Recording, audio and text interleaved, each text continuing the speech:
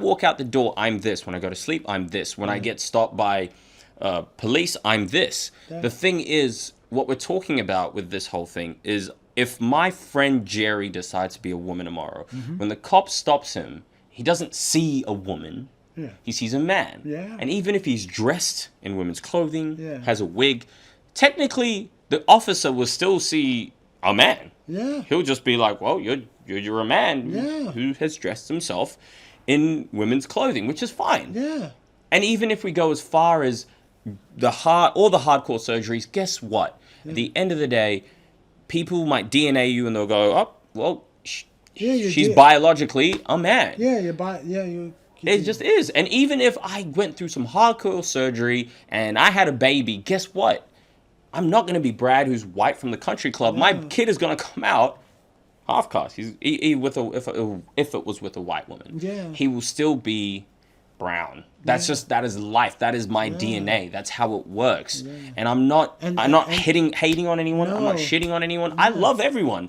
But we still have to have limits. Yeah, we can't lie about science. And we can't lie about biology. And you can't ask someone to go with your life. To trick what they can see and just go, oh, well, don't see what you're seeing is not real. It's an illusion. Believe my ideology. And that's crazy. That's like, because if that's your idea of reality, that's like me getting in an argument with someone and they go and I go, the sky is pink, and they go, no, it's blue, and I can clearly look up and see it's blue, but I'm going, no, it's pink. No, what you're seeing is you're confused on what you're seeing. You're a bigot. And if you don't agree with me, I'm going to call you a racist, a transphobe, a homophobe, anti-Semitic, and that doesn't any name in the book to just try to shut you down. And that doesn't help someone like bad, but it doesn't. It just shows you have a low IQ because you can't combat the argument. And it doesn't help someone come into your world and try to understand your by world. imposing yourself and name calling them. It's not going to help somebody empathize with you at any point. And what cuts me about the whole thing the most, I spoke with this to a friend, is being someone, of color and growing up, is it took, it's still going, hundreds and hundreds and hundreds of years to even get to where we are at the moment. But within like 4 years, and love ourselves. Yeah. And just be cool with who we are. But within 4 years, people have got to agree to pronouns. I have to agree that someone is a cat, even though I know you're not a fucking cat. Yeah. You're trying. You want me to be crazy and agree to something that you are not? Guess what? If you can call yourself Superman, I don't care. Don't make me call you Superman. Yeah. If you wish to, let's say, for example, transgender issues, if you wish to self-identify as anything you want, that's great. If you ask me to go on the journey with you and uniquely celebrate your personhood, I don't need to play along, right? So, for example, I don't need to be called a cisgender male. No, I'm just male. My wife is not cisgendered. She's a woman, and I have a son and I have a daughter. So in the pursuit, this is what I call the tyranny of the minority in my address to the Canadian Senate, right? 0.01% of folks are either transgender or non-binary or whatever the different appellations. That's great, and they should be treated with all the due respect, and they should not be discriminated against. I'm all for that. But in the pursuit of celebrating your personhood, I don't eradicate mine. So, for example, the idea that we should no longer have on passports our biological sex, because what if I'm non-binary and then you're offending me? So 99.9% of humanity has to acquiesce to the 0.01. So that would be one example of how it's dangerous. It's dangerous to my fundamental dignity, right? I don't want any harm to befall you, and I want you to be treated with all dignity, but you don't get to then force me to put pronouns in my signature in my emails, right?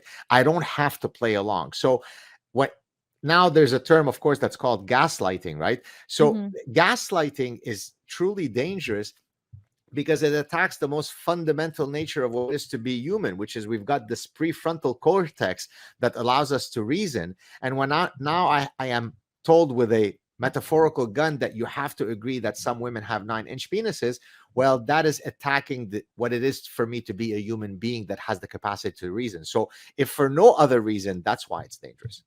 I'm a rape survivor. I'm a slave. I gone through so many things. And they say, oh, this can trigger the rape. This can trigger this. And then like every before the class, they say, let's go through what do you want to be called, your pronouns. And my English is not that good. I sometimes mistakenly call him or she, like, and then they started asking me to say they, and then I don't know how to incorporate in my English that pronoun properly. And it made me so nervous to talk in the classroom. And one day I got into a fight with my professor. She was saying, the fact that you're letting men holding door for you is you are giving in to their overpowering you. And I was like, no, isn't it kindness? Is it decency? I hold the door for people too. It's not like I'm trying to signal that I'm powerful than you. And she was like, I mean, you're so brainwashed from North Korea. Like, and I was a scenario, of course my GPA is gonna be affected, and it's like, okay, I gotta really I gotta try to do my best to get a Korea. Like, and I was a scenario, of course my GPA is gonna be affected, and it's like, okay, I gotta really I gotta try to do my best to get a good GPA. So that 4 years, I learned to censor myself all over again. Yeah. That's my only thing. And I don't think African Americans or Africans have ever been like, well, I want to be king of New York. Because people would be like, you're crazy. We're not going to make you king of New York. Yeah, exactly. I mean, there's some drug dealers. But, Oh, yeah, sure. But they're on crack. But I mean, like, we're not out here imposing I that. do crack. That, like, I want you to think of me in this way now. Yeah. Because of my hardship. Guess what? A lot of people have had hardship. You just can't force people to adopt your way of thinking at all. That's down to, I was talking to my trans friend again, and I was explaining to her, this is the same thing as like, you can't go, a vegetarian can't impose their way of life on a meat eater or whatever, you know? And I was explaining to her, like, you know, at the end of the day, when you turn 50, you're going to have to get your prostate checked when you turn 50, because biologically you're a male, so they're going to have to do that for your health reasons. They're going to have to double check certain things, and if you are aware of this, there wouldn't be a reason for there to be an argument or offense. And this person, you know, they were lucky enough, they come from a slightly different culture in the Philippines. Cosmetic surgery is very common or whatever. I'm sure at one point it wasn't, but somehow after World War II, I don't know what America did there, but cosmetic surgeries for changing genders became common. And so with that being said, she got transitioned at a very young age. She had the support of her family, which is fantastic. You know, that, you know, she had that. I wouldn't suggest that, honestly, on any kid, period. But that's cultural to the Philippines. But I wouldn't impose that. But the reason why I'm saying that is based off why I had this argument with her now, is because her parents are supposed to give you the tools that you need to survive your adult life. And part of doing a life-changing transition, they're supposed to pre-warn you, hey, I know you feel like you want to be an astronaut, but if we actually sew an astronaut suit on you and we tie a big helmet around your head and you walk around that with that for the rest of your life, people are going to look at you a little strange. So you have to become accustomed to that and just go, oh, okay, cool, I get it. You are who you are, but you decide to live your life as a walking around astronaut and in a spacesuit. Some people might be okay with it, and some people will not. Yeah, some people may be okay with it, some people may not. But your parents are supposed to preface that for you. And so me and her had a conflict because she was just saying, like, no, you're attacking me by telling me this. And I said, how am I attacking you about telling you who you actually are? I said, if the world knew who you actually were, and that, you know, in your mind you're saying you're biologically a woman, I said you wouldn't need to be out at that protesting. It just would be the norm. But quite frankly, obviously in a Western society, countries that deem themselves Christian, she's from the Philippines, which has a massive Catholic population. It's understandable that obviously it's not going to be acceptable for everyone. So I said, just be grateful that you have the opportunity to live your life. You know, if you meet a guy, be honest with them, tell them, you know, what your background is or who you actually are. and be grateful for that. But I said, every battle is not your battle. I said, and she was like, no, there's Nazis out here. And it was just like a lot of fear mongering. I was like, honey, there's no Nazis in New Zealand that I've seen. And also, if Nazis are coming for anyone, yeah, I doubt it's trans people. It's probably me first, then trans people. They would come after probably, the community that Hitler had the most issues with, and then they come after Africans or whoever else. What you just spoke about there, words being violence, we saw in New Zealand, and violence was an act of love, but the words that the women's rights speakers wanted to speak was described as violence, and sadly much of the mainstream media in New Zealand pushed that narrative very heavily indeed. I dropped a liter of tomato juice because I want her to be full of blood, because that's what she's advocating for. Yeah, I think Immigration New Zealand did make the right decision. We do live in a democratic country where people should have the right to hold a range of views and be able to freely impart their views versus public disorder. I think they erred on the side of free speech, which is what the ACT Party errs on the side of. I do not want our society to become a divided society where we resort to physical aggression to suppress people's individual opinions. That is not a society I want New Zealand to be. We should be a peaceful society that allows people to hold a range of different views, where we can openly debate and use reason and logic to come to analysis of ideas, rather than physical acts of aggression and intimidation. I'm sorry, I'm just not going to let that cringy revisionist history stand. Basically saying there that she wanted Kellie-Jay Keen to be full of blood. Your reaction to what we saw in Auckland, please. I mean, it's so shocking, but it's a carry-on of what I just said, which is, if you really, if you get away with calling people far-right bigots and Nazis and fascists, and you dehumanizing them, as was done about who we know as Posey Parker, then what you do is that you legitimize violence, don't you? Because let's be honest, if I thought there was a bunch of real Nazi fascists in town, then that would make me think, God, we've got to go and stop them. So they're whipping this up about everyone and anyone. And that's why I think this promiscuous use of the delegitimizing way that people are called these terrible names completely unfairly is going to lead to scenes as we saw in New Zealand. Counterspin, former Green Party member. Can you just tell me, what did you guys think of Posey Parker being violently assaulted and having what looked like tomato sauce tipped all over her? We are here to reject the violence and hate of transphobia. We are here to raise love for our trans people and community above hate. And I'm so proud of the mobilising of people from across so many communities to stand in strong solidarity, because trans people are terrific. So you condone that violence? You condone that violence against her? Trans people are terrific. Trans people are true. Trans people are fantastic, and trans people are tired of being oppressed and discriminated. But they're not. I am a prevention violence minister, and I know who causes violence in the world. It is white cis men. That is white cis men. Okay, but so what is a woman? What is a woman? So trans are taonga. What's a woman? Trans women are women. Te Ao Māori was never so boring as binary. I am tangata whenua, and I say transphobia is not welcome here.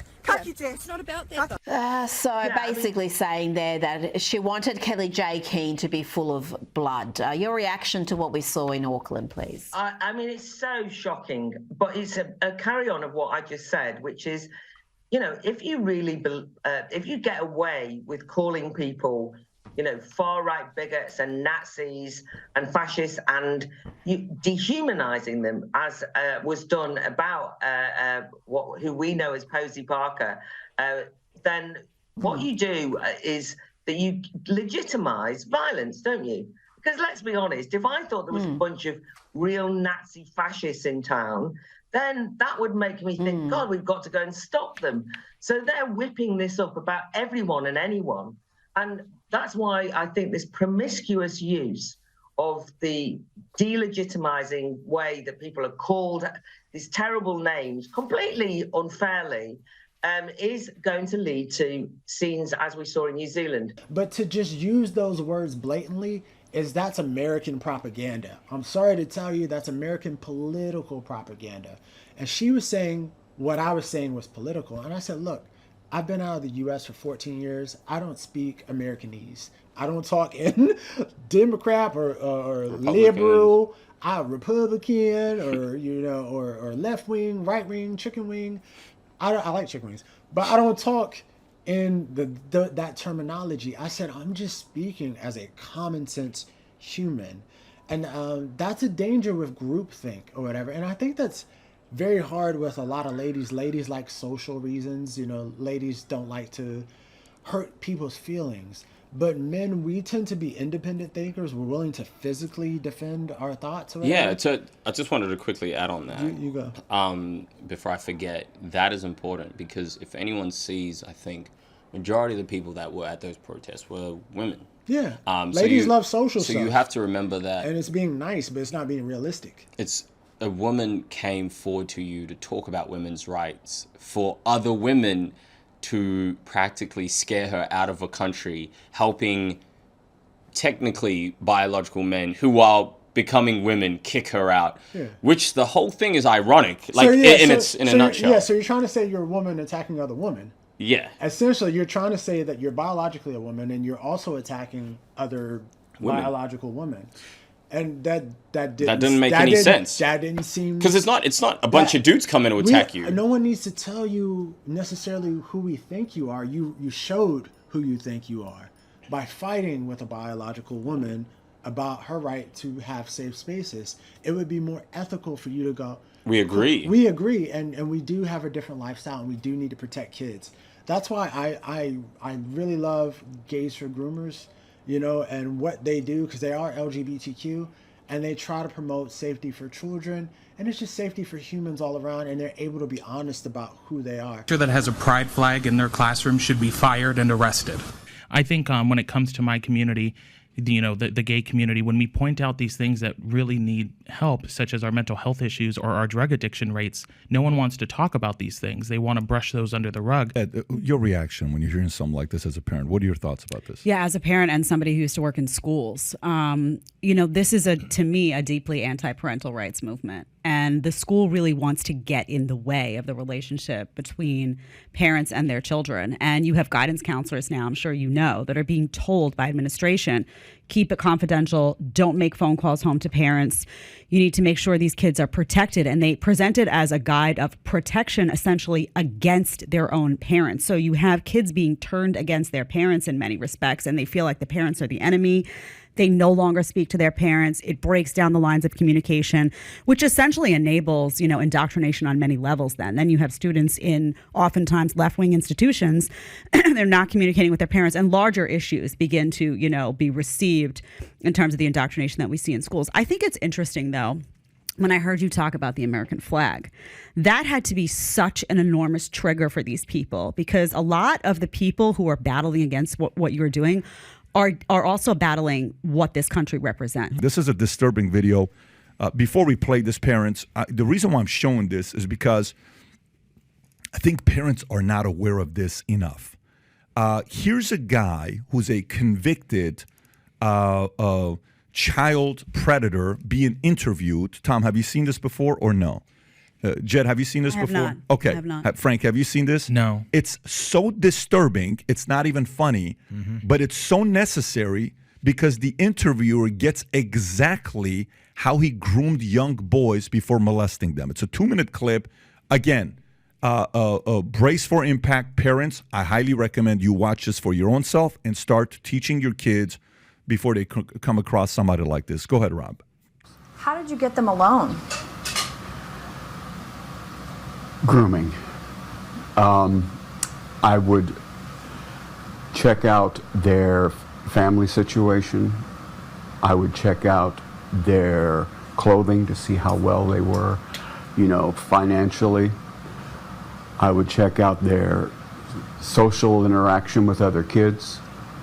When we were on the ballparks or on the gym floor, I would make sure which ones I wanted to molest. I would give them special attention, congratulate them, talk to them when I know that I would never be allowed to talk to anybody else. aside from everybody. I would give them the attention that an official is not supposed to give anybody. And it made them feel like, wow, he's paying me attention. You know, it is a direct form of grooming. Were there certain characteristics that you looked for in children before molesting them? In children, yes, but more I also looked at their families. There you go. If I thought the father was a threat, I would not approach the child. Bingo. If I thought that the child had friends that he would tell, I would not approach him. If I thought the child had friends that were in the same capacity he was, I would approach him. For the simple fact that if I could molest him, I could lure him into believing, grooming him into believing that he would enjoy it. And therefore, I could manipulate him into having his other friends come and be molested by me as well. So perhaps a child that doesn't really have a whole lot of friends, maybe not really a strong family, things like that. Yes, no spiritual values. No spiritual values. Weak in education, you know, needs help in many ways. Even from split parenting, you know, has a mother who may be having problems with the family, you know, well, here comes superhero in to help out, you know, wow, well, thank you very much. No problem. You ever need me to take them away for the night so you can have a night out? Oh my gosh. No problem. It works. About what their argument would be. The club would be very small, though, because Correct. most people don't want this. What happens is the kids go to these schools, they're groomed, they're indoctrinated. Now those kids are being changed and transformed without even realizing it. So they need people to be in a system where they don't realize what's happening to them, and it's stealthy and it's sly, and then all of a sudden they're part of the club and everyone has to accept it. If it was something that you had to join and actually actively understand what it was, how many parents do you think would really want their kids to be part of that religion? There would be almost no one. Parents are being dragged into this because they don't have a choice, because kids go to school. All of this happens without parental consent, and before they know it, they're being puppeteered. So without the puppeteering, the whole system breaks down, and that club would actually be, it would consist of, you know, a lot of crazy people and some hard leftists, and it would be very small, and it would be isolated. They can't have it be isolated. It needs to be media endorsed. It needs to be Hollywood endorsed. It needs to take over society at large, or they're not happy. Obviously Hey sarcastic. kids. Hi kids. I want to talk to the kids. Hey kids. Hi kids. Hey kids. Hi. It's good for children to see LGBTQ lives. Your parents screwed up. If you need a family, you can come hang out with me. You talked about RuPaul. I just want to add to that. First of all, and this guy, Jeffrey Marsh, is insane. Dylan Mulvaney is a very key influence, particularly with young people, all over TikTok. So, I mean, there was just recently a video that came out of him acting like a little girl. Yes. I mean, so, and I'm curious when we talk about this from your perspective. You talked about, you know, mental illness and not having access to the help you need. How much of what's going on now here with what you see, you know, 15 genders plus, you know, the pronouns everywhere, what are very clearly grown men that are acting in very strange ways, creepy videos being targeted toward kids. How much of this that's going on now is undiagnosed mental illness that people are afraid to call mental illness because they're afraid of being labeled a bigot or whatnot? And now this is being normalized and infiltrating a movement that really started when it came to the gay rights movement as just live and let live. You know, that's a very good question, and I'm in a very good spot to be able to answer something like this. And before I do, I want to let it know that this comes from love for my community. It does not come from hate. I know, you know, leading up to this show, people wanted to say that we're just a far right, you know, platform pushing far right ideologies, but this is a concern. I would say that a majority of it is. I go down into the lion's den of the groomer capital of the world in California, and I speak to these people, and a majority of people, in my opinion, are suffering from something. And just to me, I overwhelmingly just want to give them a hug, because it's like, you guys are pushing so hard for things that don't make sense. Why? This doesn't all add up. And so I would argue a majority of it is. And it's really unfortunate because they paint us as being these hateful people when we're really just trying to get them the help that they need so they can live a happy life. So I am... Try to refresh and get the audio at the same time and pause it so I can just just press the button so it doesn't play. I know we're like this close to having parents freaking the F out is how he opens it up. Then play it. This close to having parents freaking... In my mind, how communities thrive is through intergenerational relationships. So I and the older queer folks are mentoring these young adults. Do you talk to your kids about puberty? Have you considered blockers? How critical is it, do you think, critical to get them when they're young? Critical. We used to meet at the church because it was free.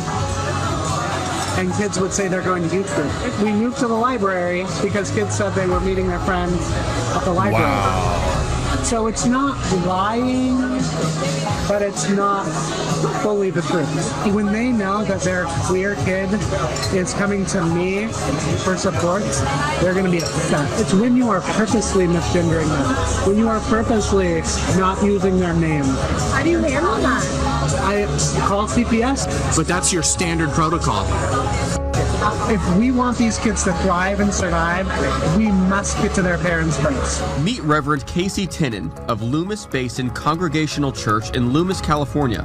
Casey is also the founder of The Landing Spot, a nonprofit community center meant to create, quote, a safe, supportive, and empowering space for LGBTQIA plus youth and their families. Pause it. A project... It's stuff like this that parents see, and Vice 1 minute is saying no one's doing this. The word conspiracy, it's a conspiracy theorist, groomers, all this other stuff.